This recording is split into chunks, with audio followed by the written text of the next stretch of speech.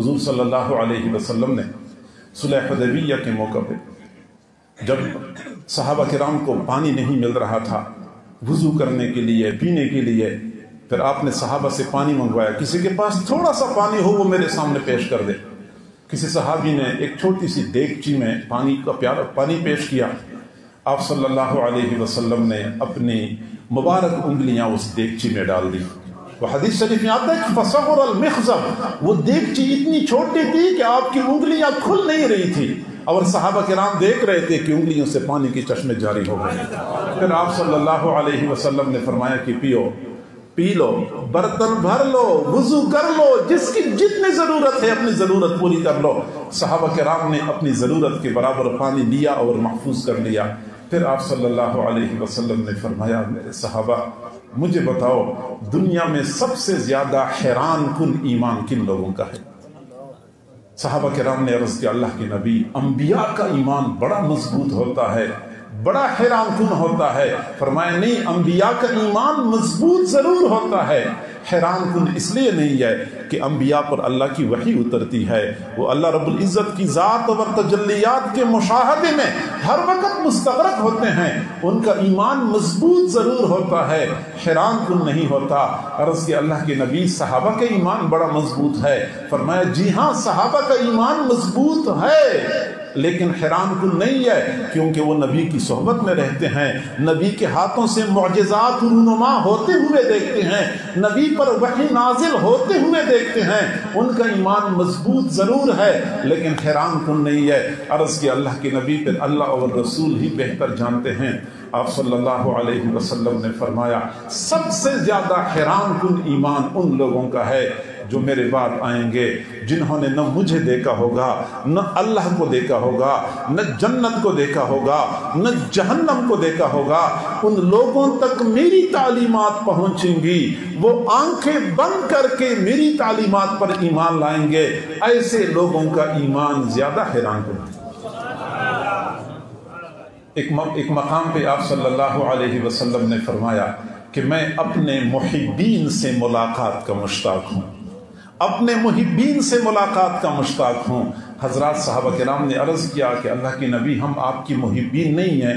فرمایا ہاں آپ لوگ میرے محبین بھی ہو، میرے صحابہ بھی ہو، لیکن میں اس وقت جن محبین کی بات کرتا ہوں یہ وہ لوگ ہیں جو ابھی تک دنیا میں آئے نہیں ہیں، میرے بعد آئیں گے لیکن میری تعلیمات پر ایمان لائیں گے۔ میں ایسے محبین سے ملاقات کا مشتاق ہوں۔ الحمدللہ ثم الحمدللہ، اس پرفتن دور میں اللہ رب العزت نے ہمیں یہ عظیم نعمت عطا فرمائی ہے۔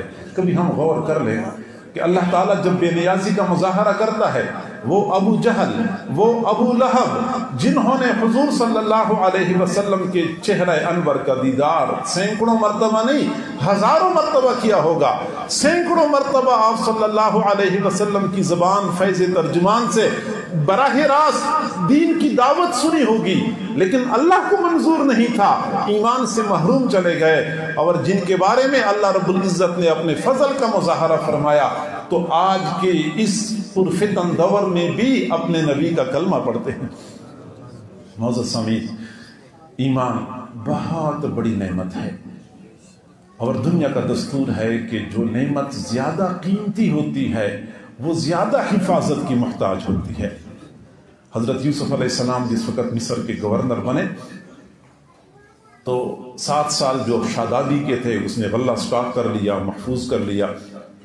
بعد میں جب قحط کی صورتحال پیدا ہو گئی تو لوگ غلہ لینے کے لیے آیا کرتے تھے۔ حضرت یوسف علیہ السلام نے ایک پیمانہ متعین فرمایا تھا کہ ہر آنے والے کو اسی پیمانے کے مطابق غلہ دیا جائے۔ لوگ آتے تھے اور اسی پیمانے کے مطابق غلہ لیا کرتے تھے۔ آنے والوں میں ایک نوجوان آیا، جب اسی پیمانے کے مطابق غلہ دیا جانے لگا اس نے انکار کر دیا کہ مجھے تھوڑا غلہ نہیں چاہیے، مجھے زیادہ چاہیے۔ کارکنوں نے کہہ دیا کہ ہمیں تو اتنا غلہ دینے کی اجازت ہے، باقی منع ہے، ہمیں تو اتنا ہی اختیار ہے، زیادہ نہیں دے سکتے۔ اس نوجوان نے کہا کہ اگر آپ لوگوں نے مجھے زیادہ نہیں دینا تو مجھے عزیز مصر کے پاس لے جاؤ، میں ان سے خود بات کرتا ہوں۔ چنانچہ حضرت یوسف علیہ السلام کی خدمت میں اس نوجوان کو پیش کیا گیا۔ नौजवान ने कहा कि मुझे ज़्यादा गल्ला चाहिए। हज़रत यूसुफ अलैहिस्सलाम ने फरमाया कि हर बंदे को इसी पैमाने के मुताबिक मिलता है, ज़्यादा किसी को भी नहीं मिल रहा। वो नौजवान करीब आया, उसने हज़रत यूसुफ अलैहिस्सलाम के कान में एक बात कही। हज़रत यूसुफ अलैहिस्सलाम इतने खुश हुए, फरमाया ये नौजवान जितना गल्ला उठा सकता है ये लेके चला जाए, इसको इजाज़त है। नौजवान तो गल्ला लेके चला गया। बाद में किसी ने हज़रत यूसुफ अलैहिस्सलाम, अल्लाह रब्बुल इज़्ज़त ने हज़रत यूसुफ अलैहिस्सलाम से पूछा कि मेरे महबूब, उस नौजवान ने आपके कान में कौन सी ऐसी बात कही जिस पे आप इतना खुश हुए कि आपने इतना दिया जितना आपके बस में था? अर्ज़ किया कि अल्लाह, वो नौजवान मेरे कान में कह रहा था कि अजीज़ मिस्र, इस वक्त तो आप मिस्र के तख्त पे बैठे हैं, लेकिन एक वक्त था कि आप ज़ुलेखा के घर में गुलामी की ज़िंदगी गुजार रहे थे। उन अय्याम में आप पर एक तोहमत लगी थी। उस वक्त एक छोटे बच्चे ने आपकी पाकदामनी की गवाही दी थी। वो बच्चा उस वक्त छोटा था, अब वो बड़ा हो गया है, अब वो जवान बन चुका है, अब वो आपके सामने गल्ला लेने के लिए खड़ा है। इसकी ज़रूरत के मुताबिक गल्ला अता फरमा दीजिए। अल्लाह, ये वो नौजवान था जिसने अपने बचपन में मेरी पाकदामनी की गवाही दी थी, इसलिए मैंने इतना दिया जितना मेरे बस में था। अल्लाह रब्बुल इज़्ज़त ने फरमाया, मेरे महबूब यूसुफ अलैहिस्सलाम, जिस बच्चे ने आपकी पाकदामनी की गवाही दी, आपने इतना दिया जितना आपके बस में था। जो बंदा मेरी तौहीद की गवाही देगा, मैं इतना दूंगा जितना मेरे बस में होगा। मेरे बंदे, आपको मेरी तौहीद की गवाही का सिला चाहिए, बदला चाहिए। इस दुनिया में इतनी वुसअत ही नहीं है कि ये दुनिया इस तौहीद के इकरार का सिला बन सके।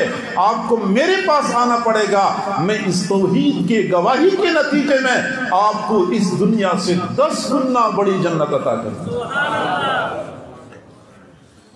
अल्लाह ताला को तौहीद से जाती तौर पे मोहब्बत है, शिर्क से जाती तौर पे अल्लाह रब्बुल इज़्ज़त को नफरत है।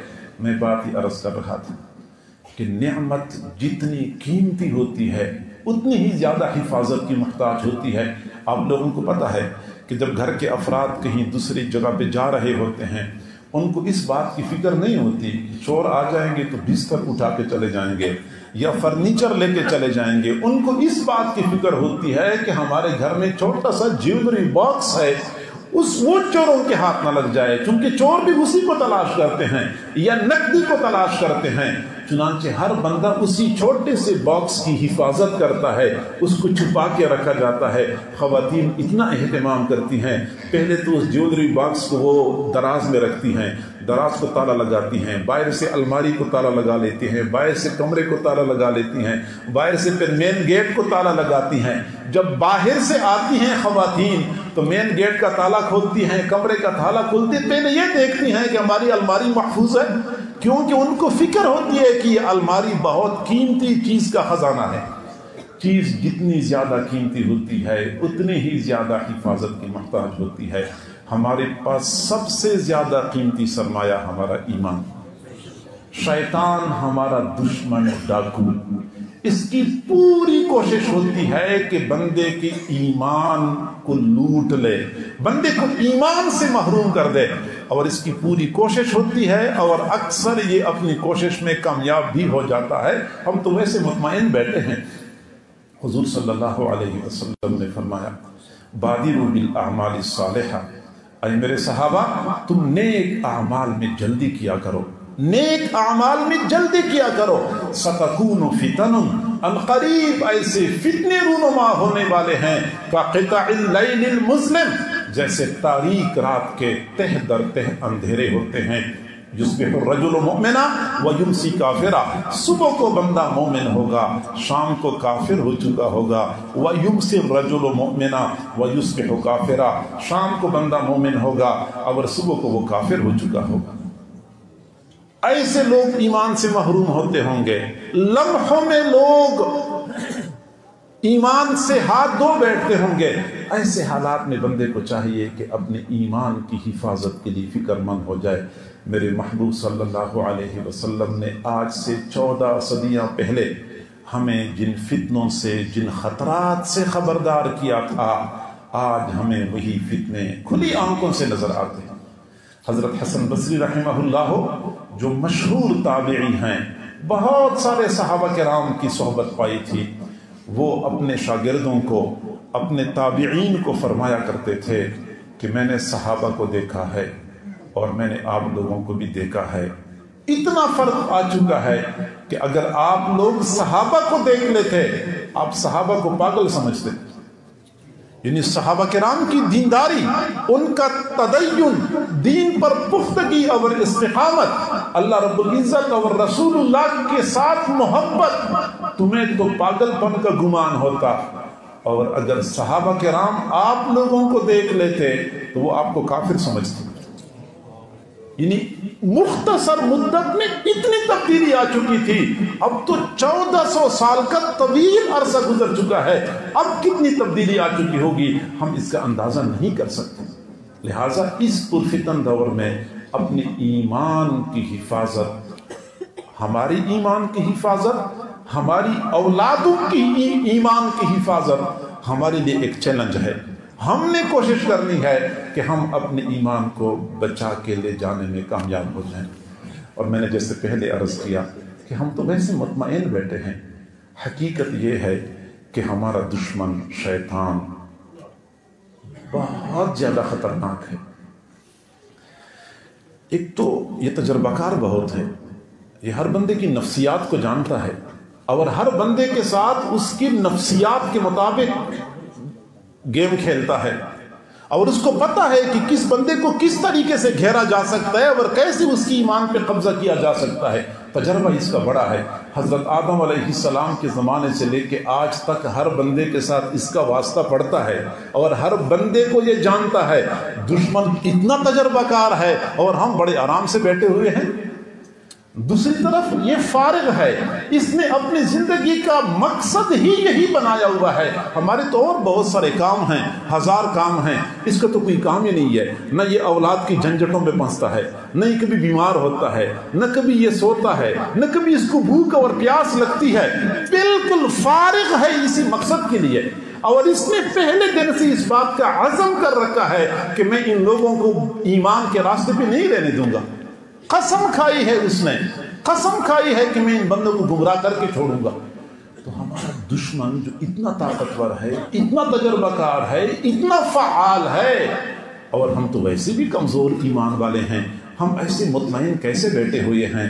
یہی وجہ ہے کہ ہمارے اکابر اپنے ایمان کی حفاظت کے لیے، اپنی ایمان کی بقا کے لیے بڑے فکر مند رہتے تھے۔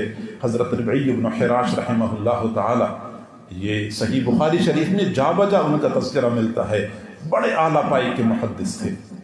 علامہ ذہبی رحمۃ اللہ علیہ نے ان کے بارے میں لکھا ہے کہ پوری زندگی کسی نے ان کو مسکراتے ہوئے نہیں دیکھا۔ کسی نے پوچھا آپ کبھی مسکراتے نہیں ہیں؟ فرمایا میں کیسے مسکرا سکتا ہوں کہ مجھے نہیں معلوم کہ میں اپنا ایمان بچا کے لے جا سکوں گا یا نہیں لے جا سکوں گا۔ ہاں، جس دن مجھے پتہ چل جائے کہ میں اپنا ایمان بچا کے لے جانے میں کامیاب ہو چکا ہوں، اس دن دنیا والے مجھے مسکراتا دیکھیں گے، اس دن مجھے دنیا والے مسکراتا دیکھیں گے۔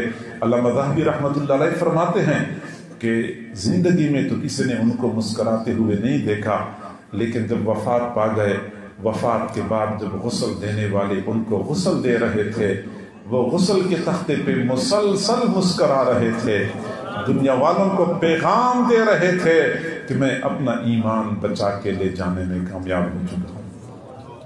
معزز سامعین، ہمارا اس وقت حال یہ ہے کہ جیتے جاگتے ہوش و حواس کے عالم میں، جیتے جاگتے ہوش و حواس کے عالم میں ہم شیطان کا مقابلہ نہیں کر سکتے۔ شیطان ہمیں دھوکہ دے جاتا ہے، شیطان